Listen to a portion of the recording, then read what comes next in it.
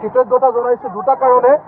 প্ৰথম কথা হৈছে যে ইমান প্ৰতিকূল বতৰ ডবাল পিঠা বৰষুণৰ পাছতো আপোনালোক এনেকৈ ৰাইজৰ হৈ ওলাই আহিছে।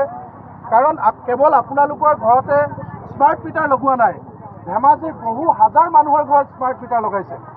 কিন্তু তাৰ পাছতো আপোনালোকে যে ইমান বৰষুণৰ পাছতো ওলাই আহিছে ৰাইজৰ হৈ, সেইকাৰণে ধন্যবাদ আৰু কৃতজ্ঞতা জনাইছো। আৰু দ্বিতীয় কথাটো হৈছে যে বৰ্তমান সময়ত আপোনালোকে জানে এনেকুৱা এখন চৰকাৰ অসমত চলি আছে, কোনোবাই যদি চৰকাৰৰ বিৰুদ্ধে মাত মাতে তেতিয়াহ'লে আজি যদি আপোনালোকক আমাৰ লগত টিভিত দেখে তেতিয়াহ'লে আপোনালোকৰ ঘৰলৈ স্থানীয় বিজেপিৰ নেতাজন গৈ আপোনালোকৰ ঘৰত ক'ব যে আপোনাৰ অৰুণোদয় কাটি দিয়া হ'ব, হয়নে নহয়? আকৌ যদি আপোনাক চৰকাৰৰ বিৰুদ্ধে মাত মতা দেখে তেতিয়াহ'লে কয় যে আপোনাৰ ঘৰলৈ অহা চৰকাৰী ঘৰটো কাটি দিয়া হ'ব, হয়নে নহয়? আপোনালোকক যদি চৰকাৰৰ বিৰুদ্ধে আন্দোলন কৰা দেখে তাৰপিছত কয় যে আপোনালোকৰ নামত অহা লেট্ৰিনটো কাটি দিয়া হ'ব, বৃদ্ধ পেঞ্চন কাটি দিয়া হ'ব, হয়নে নহয়? গতিকে এহাতেদি প্ৰতিকূল বতৰ আৰু অন্য হাতেদি আপোনালোকে জানে যে চৰকাৰৰ ভয় ভাবুকি ব্লেকমেইলিং সকলোবিলাক ওপৰাই আপোনালোক যে ওলাই আহিছে ৰাইজৰ স্বাৰ্থত, সেইকাৰণে আমি কেন্দ্ৰীয় সমিতিৰ তৰফৰ পৰা আন্তৰিক অভিনন্দন আৰু আন্তৰিক ধন্যবাদ আৰু কৃতজ্ঞতা জ্ঞাপন কৰিছো। শ্ৰদ্ধা ৰাইজ, আপোনালোকে জানে আমি কৃষক মুক্তি সংগ্ৰাম সমিতি আৰম্ভ কৰিছিলো আৰু এতিয়া শদিয়াৰ পৰা ধুবুৰীলৈকে আৰু তামোলপুৰৰ পৰা আলগাপুৰলৈকে সমগ্ৰ অসমত এতিয়া স্মাৰ্ট মিটাৰৰ বিৰুদ্ধে ৰাইজ ৰাজপথলৈ ওলাই আহিছে। কিয় ওলাই আহিছে? আপোনালোক সকলোৱে জানে যে 2017 চনৰ আগষ্ট 2023 চনৰ 31 ডিচেম্বৰৰ ভিতৰত মোৰ হাতত নটিফিকেশ্যন আছে। মই নটিফিকেশ্যনখন আপোনালোকক দেখুৱাইছো।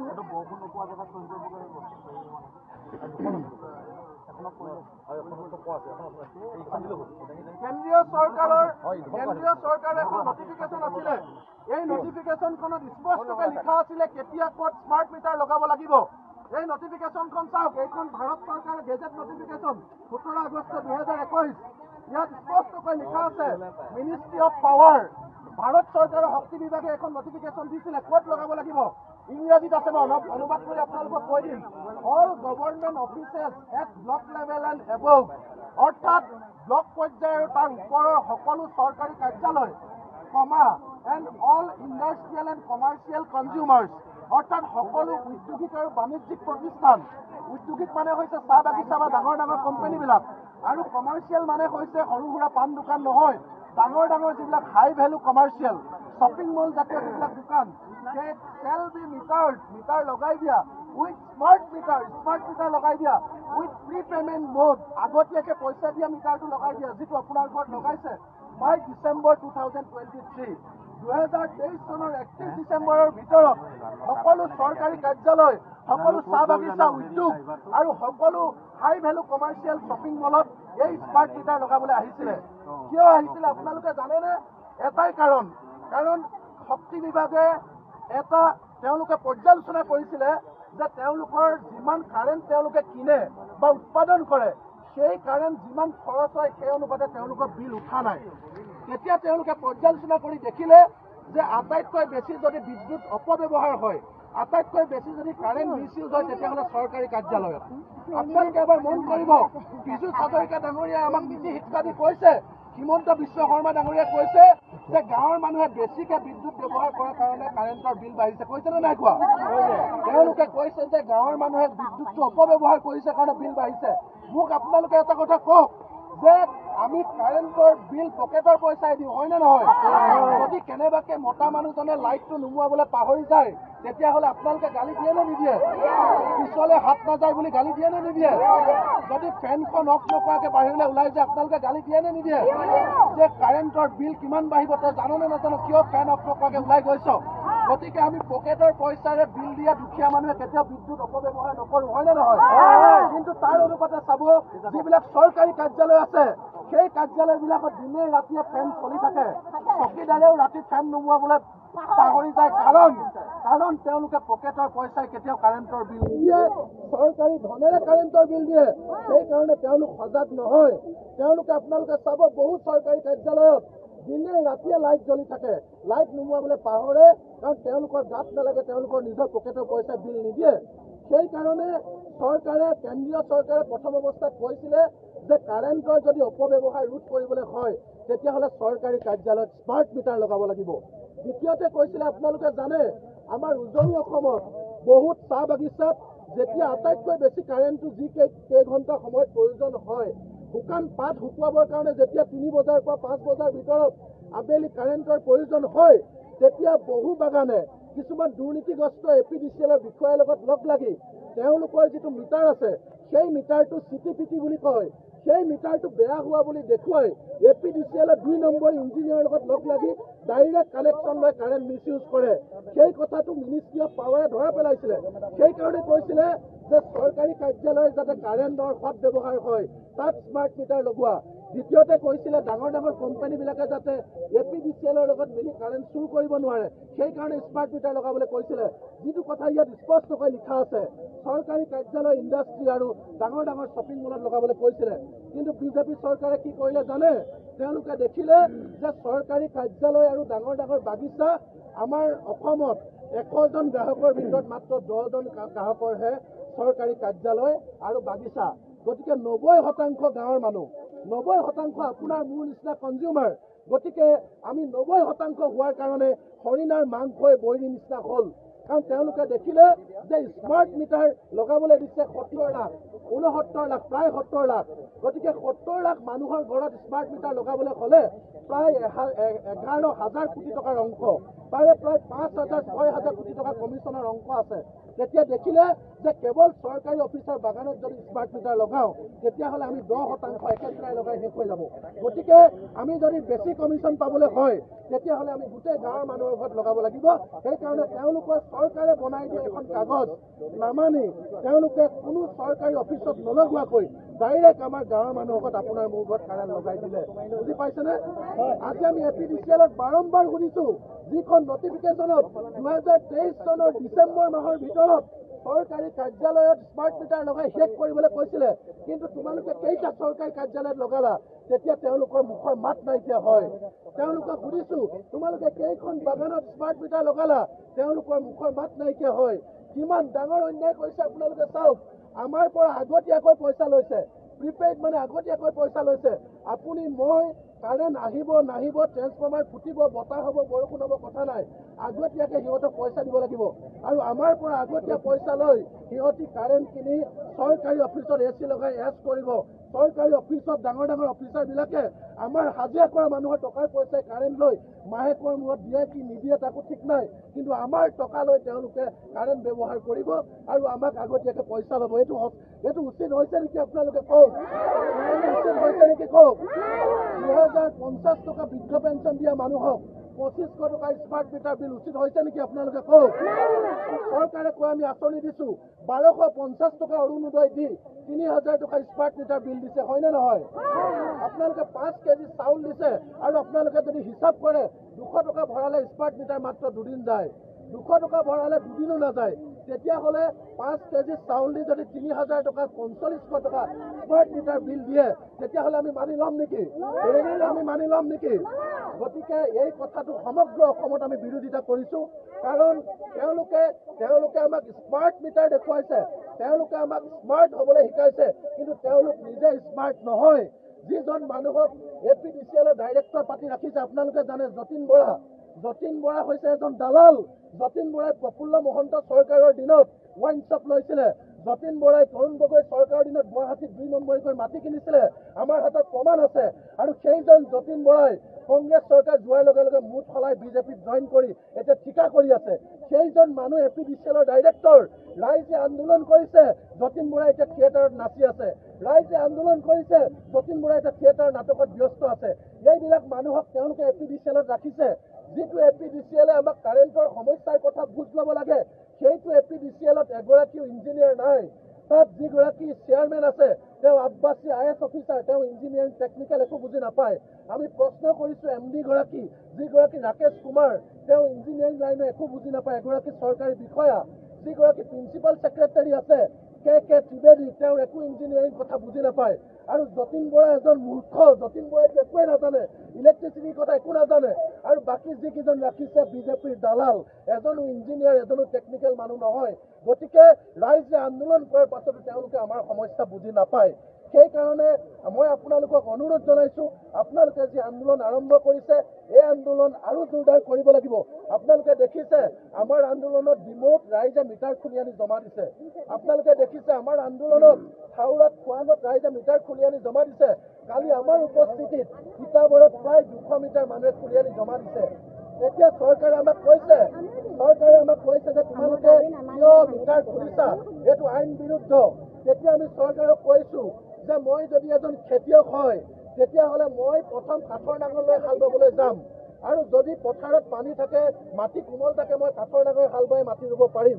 আৰু যদি পথাৰ টান হৈ থাকে তেতিয়া মই ঘৰলৈ ঘূৰি আহি চিম্পো নাঙল নি হ'লেও হাল বাব লাগিব ঠিক তেনেকৈ আমি মেমৰেণ্ডাম দিছোঁ আজি ডিচিৰ ওচৰলৈ আহিছোঁ ডিচিক স্মাৰক পত্ৰ দি আমি এটা সময়সীমা বান্ধি দিম সেই সময়সীমাৰ ভিতৰত গণতান্ত্ৰিক আন্দোলনৰ ভাষা যদি বুজি নাপায় গণতান্ত্ৰিক পৰম্পৰা যদি বুজি নাপায় তেতিয়াহ'লে আমি এটা ডকাইত ঘৰত পুহি ৰাখিব নোৱাৰোঁ হয়নে নহয় ডকাইতটো আমি খুলি পেলাব লাগিব নে নালাগে আমি APDCL অফিচত দলিয়াই দিব লাগিব নে নালাগে গতিকে ৰাইজক অনুৰোধ জনাইছোঁ যে আজি আৰম্ভণি যদি চৰকাৰে আমাৰ ঘৰৰ পৰা এই 2 নম্বৰী ডকাইত স্মাৰ্ট মিটাৰটো খুলি নানে যদি চৰকাৰে পকেট মাৰটো খুলি নানে যদি চৰকাৰে লুণ্ঠনকাৰীটো খুলি নানে তেতিয়াহ'লে আমি কি কৰিম ৰাইজে সিদ্ধান্ত কৰি কি কৰিম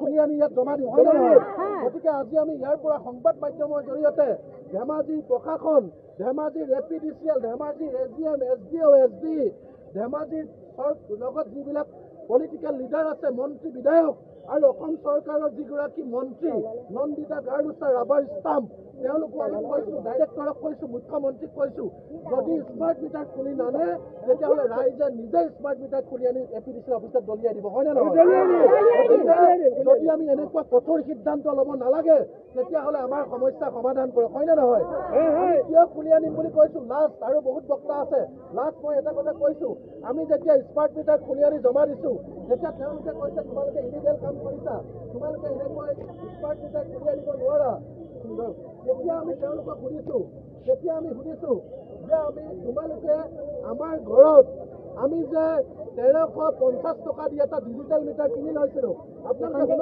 কথাখিনি উত্তৰ দিব লাগিব আমি যে আজি এবছৰ 1.5 বছৰ আগতে 1350 টকা নিজৰ পকেটৰ পইচা দি এটা ডিজিটেল মিটাৰ কিনি লৈছিলোঁ হয়নে নহয় সেই ডিজিটেল মিটাৰটো তেওঁলোকে কাক সুধি খুলি আনিলে সেই ডিজিটেল মিটাৰটো ভালকৈ চলি থকাৰ পিছত কিয় তেওঁলোকে আমাৰ ঘৰত এটা ডকাইত লগাই দিলে সেই প্ৰশ্নটো আমি তেওঁলোকক সুধিছোঁ সেই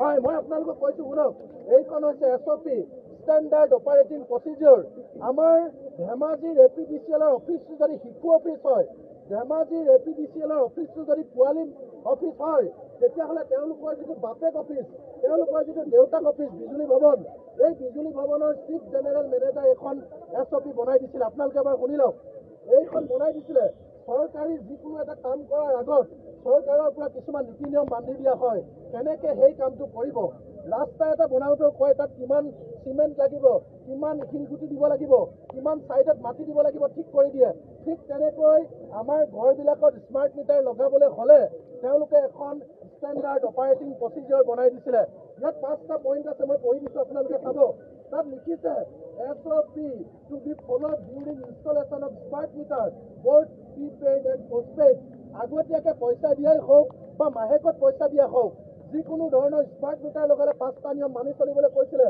number 1 advance notice in the form of individual letters shall be sent to all consumers of the project area সকলো মানুহৰ ঘৰত ধৰি লওক আজি চিচি বৰগাঁৱৰ পৰা বহুত মানুহ আহিছে ধৰি লওক চিচি বৰগাঁৱত যদি কাইলৈৰ পৰা স্মাৰ্ট মিটাৰ লগায় তেতিয়াহ'লে APDCLে প্ৰতি ঘৰ মানুহত একোখনকৈ চিঠি দিব লাগিব কাৰোবাক দিছিলা নেকি আপোনালোকৰ পুৰণা মিটাৰটো খুলিম নতুন মিটাৰ লগাম বুলি চিঠি দিছিলা নেকি এইখন SOPত লিখা আছে ইণ্ডিভিজুৱেল হয় শুনি লওক ইণ্ডিভিজুৱেল লেটাৰ দিব লাগিব শুনি লওক ইণ্ডিভিজুৱেল লেটাৰ ইণ্ডিভিজুৱেল লেটাৰ মানে হৈছে ব্যক্তিগতভাৱে আপোনালোকক চিঠি দিব লাগিব, দিছিলে নেকি?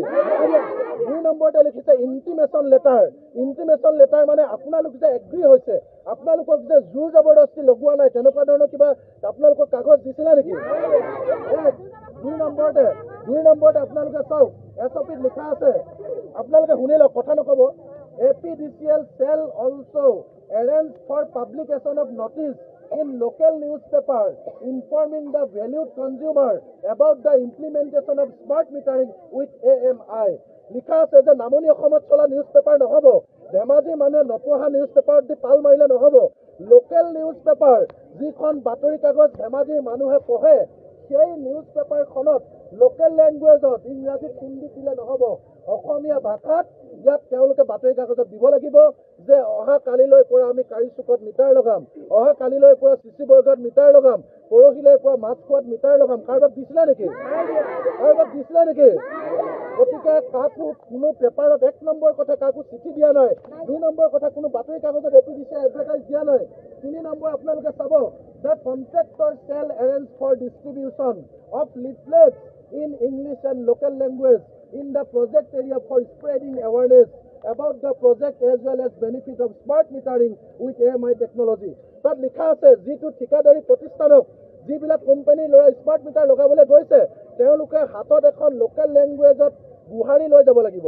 আমি যেনেকৈ বিহুত গুহাৰি দিওঁ, নামঘৰত কিবা পাতিলে গুহাৰি দিওঁ, তাত কৈছে ইংৰাজী, হিন্দীত, অসমীয়াটো নহয়। যদি মিচিং মানুহ আছে মিচিং লেংগুৱেজ, বড়ো মানুহ থাকিলে বড়ো লেংগুৱেজত, লোকেল লেংগুৱেজত এখন লিফলেট গুহাৰি লৈ ঘৰে ঘৰে বিলাব লাগিব। দিছিলে নেকি কাৰোবাৰ? 3 নম্বৰ ফাঁকি। 4 নম্বৰ ফাঁকি চাব, the person engage by contractor, যিজন ল'ৰাক মিটাৰ লগাবলৈ দিছে, ফৰ মিটাৰ ৰিপ্লেচমেণ্ট, মিটাৰ সলনি কৰিবলৈ, shall carry a photo identity card with authority to replace the existing meter by smart meter duly signed by the SD of the concerned sub-division. যিটো উপসংমণ্ডলৰ পৰা তাত metre সলনি কৰিবলৈ যায়, সেই উপসংমণ্ডলৰ SD সাব ডিভিজনেল ইঞ্জিনিয়াৰ অৰ্থাৎ উপসংমণ্ডলৰ যিগৰাকী অভিযন্তা, তেওঁ ষ্টাম্প সিল মৰা আইডেণ্টিটি কাৰ্ড আৰু যিজন ল'ৰাই মিটাৰ সলনি কৰিবলৈ যাব, তেওঁ ITR পঢ়া হয়নে নহয় সকলো পৰীক্ষা কৰি তেওঁৰ পৰা ITR চাৰ্টিফিকেট লৈ তেওঁক এখন ফটো আইডেণ্টিটি কাৰ্ড ডিঙিত ওলমাই দিব লাগিব, তেতিয়াহে তেওঁ মিটাৰ সলনি কৰিবলৈ যাব। যিকেইটা ডকাইত আমাৰ ঘৰলৈ মিটাৰ সলনি কৰিবলৈ গৈছিলে, সিহঁতি আইডেণ্টিটি কাৰ্ড ডিঙিত দেখিছিলে নেকি? তেওঁলোক APDCL পৰা আহিছোঁ বুলি কৈছিলে নেকি? তেওঁলোক আমাৰ গাঁৱতে জনাই নজনাই লাইট ফিট কৰি থকা মানুহ হয়নে নহয়? তেওঁলোক কোনো ITR পঢ়া মানুহ হয়নে নহয়? যদি তেওঁলোকে ভালকে নলগাই আমাৰ ঘৰত শ্বৰ্ট চাৰ্কিট হ'লহেঁতেন, তাৰ ৰিস্ক কোনে ল'লেহেঁতেন? সেইবিলাক প্ৰশ্নৰ উত্তৰ APDCL আমাক দিব পৰা নাই। গতিকে এই ধৰণে তেওঁলোকে আমাক ঠগিছে। আৰু লাষ্ট আপোনালোকে চাব, লাষ্ট যিটো আটাইতকৈ ডাঙৰ কথা কৈছে, 5 নম্বৰ, ডিউৰিং মিটাৰ ৰিপ্লেচমেণ্ট এক্টিভিটি, যেতিয়া পুৰণি মিটাৰটো খুলি আপোনাক নতুন মিটাৰ লগাই দিছিলে, এই মিটাৰ ৰিপ্লেচমেণ্ট শ্লিপ অৰ্থাৎ মিটাৰ চেঞ্জিং ৰিপৰ্ট বুলি কৈছে।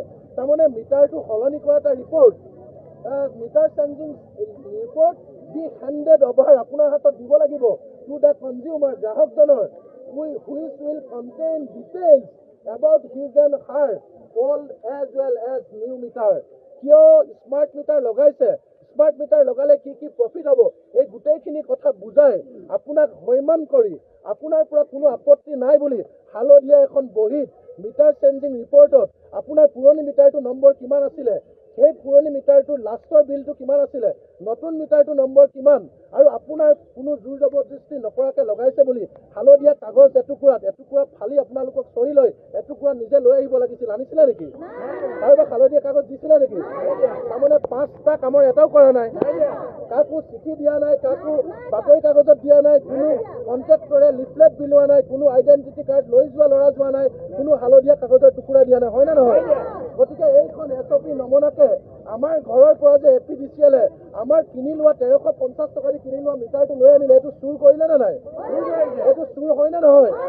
এইটো আমি APDCL ওপৰত কেছ দিব লাগে নে নালাগে? APDCL চুৰ হয় নে নহয়?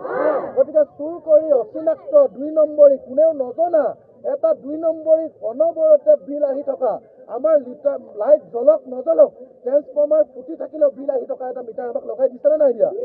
গতিকে সেই মিটাৰটো অবৈধ হয় নে নহয়? গতিকে সেই মিটাৰটো আমি ঘৰত পুহি ৰাখিম নেকি? সেই মিটাৰটো পুহি ৰাখিম নেকি? সেই মিটাৰটো খুলি আমি অফিচত দিম নে নিদিম? গতিকে আমি যিহেতু গণতান্ত্ৰিক মানুহ, ইয়াত এখন প্ৰশাসন আছে, এটা চৰকাৰ আছে, এটা ব্যৱস্থা আছে, তেওঁলোকক আমি কাগজ পত্ৰ আইন সহকাৰে গোটেই কথাখিনি কৈছোঁ। আমাৰ ক্ষেত্ৰত কেনেকৈ অন্যায় কৰিছে, কেনেকৈ নীতি নিয়ম নমনাকৈ আমাৰ পুৰণি কিনি লোৱা মিটাৰটো চুৰ কৰি আনিছে, এই গোটেই কথাখিনি আজি উপায়ুক্ত কাৰ্যালয়ত উপায়ুক্তৰ কাৰ্যালয়ৰ প্ৰতিনিধিক আমি সন্মুখত ৰাখি গোটেই কথাখিনি ক'লোঁ। মই ধেমাজিৰ নেতৃত্বক অনুৰোধ জনাম, আজি এটা সময়সীমা বান্ধি দিয়ক। এই সময়সীমাৰ ভিতৰত যদি মিটাৰ খুলি নানে, তেতিয়াহ'লে আমাৰ তেজ হুই খোৱা ডকাইতটো আমি নিজেই খুলি আনি চমজাই দিম। সেই সিদ্ধান্ত ল'বৰ কাৰণে অনুৰোধ জনাই মোৰ চমু দুআষাৰ সামৰিছোঁ। ধন্যবাদ। ইনকলাব জিন্দাবাদ।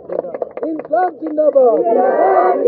স্মাৰ্ট মিটাৰ আমাক নালাগে, 2 নম্বৰী মিটাৰ আমাক নালাগে, 5 কেজি চাউল দি স্মাৰ্ট মিটাৰ আমাক নালাগে, 250 টকা বৃদ্ধ পেঞ্চন দি 2,500 টকা বিল অহা মিটাৰ আমাক নালাগে, 1,250 টকা অৰুণোদয় দি 5,000 টকা বিল অহা মিটাৰ আমাক নালাগে।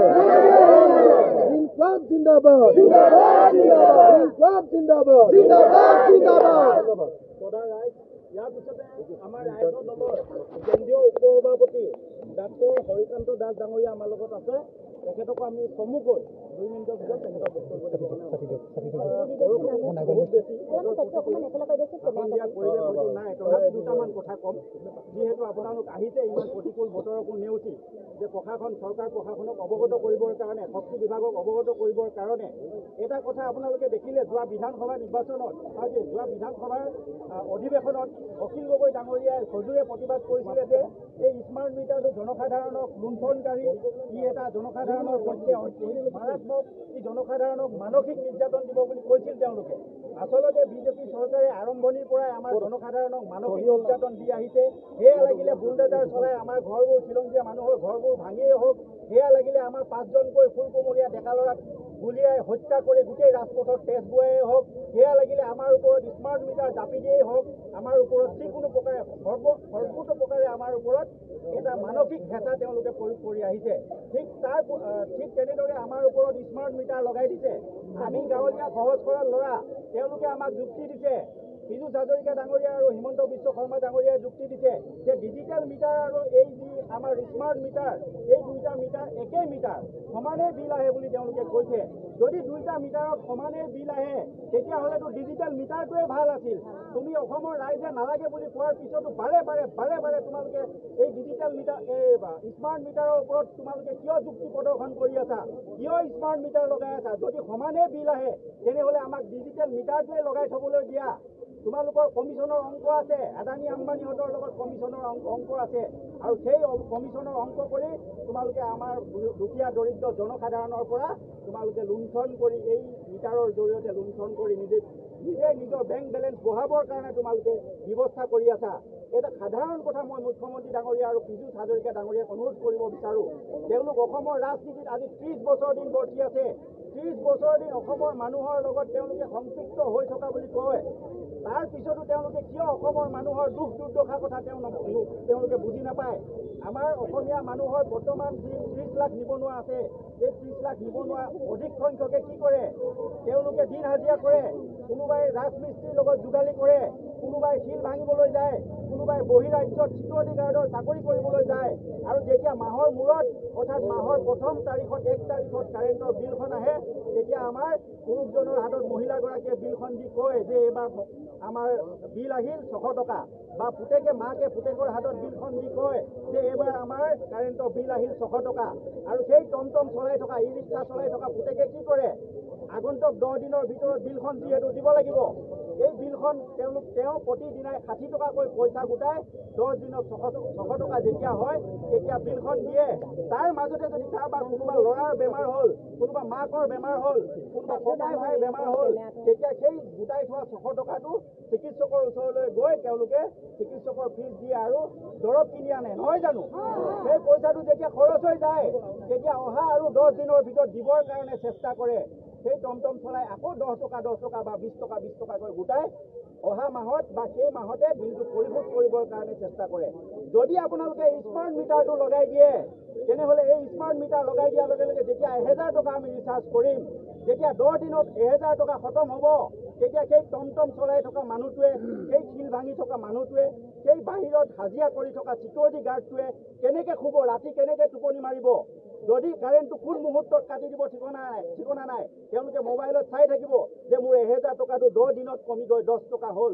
এই 10 টকাটো এদিনতে যাব আৰু যোৱাৰ লগে লগে মোৰ ঘৰত অন্ধকাৰ হ'ব। হয়তো তেওঁ ছোৱালীজনী মেট্ৰিক পৰীক্ষা দিব লগা আছিল, হয়তো তেওঁ ল'ৰাটো পঢ়ি আছে, সেই পঢ়াৰ তেওঁলোকৰ ডিষ্টাৰ্ব হ'ব। আৰু লগতে আজিকালি ডিজিটেল যুগ, তেওঁলোকে কৈ থাকে যে চিটিবোৰ স্মাৰ্ট বনাম বুলি কৈ তেওঁলোকে শাসনলৈ আহিছিলে। অসমীয়া মানুহক জাতি মাতি ভেটিৰ কথা কৈ তেওঁলোকে শাসনলৈ আহিছিলে। কিন্তু যেতিয়া সেই এটা মানুহৰ মানসিক নিৰ্যাতন চলি থাকিব, মনত যেতিয়া সদায় সেই মিটাৰটোৰ কথা চিন্তা কৰি থাকিব, সেই মানুহটোৱে ভালদৰে কাম কৰিব পাৰিব নেকি? সেই কথাটো উপলব্ধি কৰিব লাগে নে নাই? বিদ্যুৎ হাজৰিকা এই কথাটো উপলব্ধি কৰিব পাৰে নে নাই? তেওঁ AC ৰুমত বহি থাকে, শীততাপ নিয়ন্ত্ৰিত কোঠাত বহি থাকে। আমাৰ দুখীয়া দৰিদ্ৰ জনসাধাৰণে কেনেকৈ এই স্মাৰ্ট মিটাৰৰ বিল যোগাৰ কৰে, সেই কথাটো তেওঁলোকৰ নলেজত থাকিব লাগে নে নাই? গতিকে মই পৰিৱেশটো ইমান ভাল হৈ থকা নাই, যিহেতু প্ৰচণ্ড বৰষুণ হৈ আছে। গতিকে বহুত কথা ক'ব লগা আছিলে। আমাৰ বিদ্যুৎ ডাঙৰীয়াই আপোনালোকক ক'লে, গোটেই কথাখিনি টেকনিকেল কথাখিনি বুজাই ক'লে। আমি গাঁৱলীয়া মানুহ, আমি গাঁৱত ডাঙৰ হৈছোঁ, আমি খেতি পথাৰ কৰি ডাঙৰ হোৱা মানুহ, আমি টেকনিকেল কথা একো নাজানো। আমি জানো যে অসমীয়া মানুহ, অসমৰ দুখীয়া দৰিদ্ৰ মানুহক মানসিক নিৰ্যাতন চলাব নালাগে। গতিকে মই অনুৰোধ জনাম, পঞ্জাৱৰ চৰকাৰে 200 ইউনিট বিদ্যুৎ ফ্ৰী কৰি দিলে। হিমন্ত ডাঙৰীয়া চাহাবে 200 ইউনিট বিদ্যুৎ ফ্ৰী কৰি দিলে। এই অৰবিন্দ কেজৰিৱালে 200 ইউনিট বিদ্যুৎ ফ্ৰী কৰি দিলে। তুমি জাতি মাতি ভেটি চৰকাৰ বুলি কৈ তোমালোকে আহিছা। তোমালোক অসম প্ৰেমী বুলি কোৱা, শৰাইঘাটৰ শেষ ৰণ বুলি কৈ তোমালোকে এই গাদী দখল কৰিছা। এই শৰাইঘাটৰ ৰণৰ যিসকল যোদ্ধা আছে, এই যোদ্ধাসকলক তোমালোকে মানসিক নিৰ্যাতন কিয় দিছা? তোমালোকক এটাই কথা অনুৰোধ কৰিম, আপোনালোকে এই দুখীয়া দৰিদ্ৰ মানুহৰ মৰ্মবেদনা উপলব্ধি কৰি আপোনালোকে এই মানসিক নিৰ্যাতন চলোৱা বন্ধ কৰি আপোনালোকে যি স্মাৰ্ট ডকাইত বহাই দিছে ঘৰে ঘৰে, যি ৰাতি শুব পৰা নাই। এতিয়া বিদ্যুৎ কুমাৰ ডাঙৰীয়াই ক'লে আমাৰ যে মহিলাগৰাকীয়ে এটা লাইট জ্বলাবলৈ ভয় কৰে।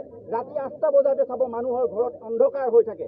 8টা বজাৰ পিছত কোনো মহিলাই লাইট নজ্বলায়, অকল এটা লাইট জ্বলি থাকে য'ত ল'ৰাটোৱে পঢ়ি থাকে। তাকো বেলেগ বেলেগ ষ্টাডি ৰুম নহয়, এটা ৰুমতে সকলো। যদি 5টা পঢ়ি থকা ল'ৰা আছে, 5টা পঢ়ি থকা ল'ৰা ছোৱালী এটা ৰুমতেই পঢ়ে।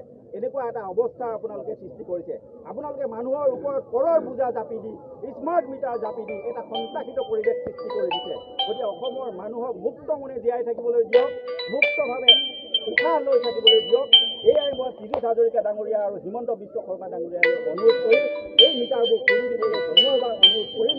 আৰু পৰাপক্ষত যদি আপোনালোকৰ হাতত আছে, আপোনালোকেতো 1 লিটাৰ পেট্ৰলৰ 60 টকীয়া পেট্ৰলৰ 100 টকা কৰিলে। প্ৰতিদিনে আপোনালোকে এজন মানুহৰ পৰা 250-300 টকা অকল পেট্ৰলতে লুটি লৈ যায়। গতিকে আপোনালোকে এই দুখীয়া দৰিদ্ৰ মানুহখিনিৰ কাৰণে, মংগলৰ কাৰণে এই স্মাৰ্ট মিটাৰটো অন্ততঃ খুলি লৈ যাওক। আপোনালোকৰ ঘৰত গোটেইখিনি লগাই লওক। যদি স্মাৰ্ট মিটাৰ ভাল, তেনেহ'লে নৰেন্দ্ৰ মোদীৰ গুজৰাটত কিয় স্মাৰ্ট মিটাৰ লগোৱা নাই?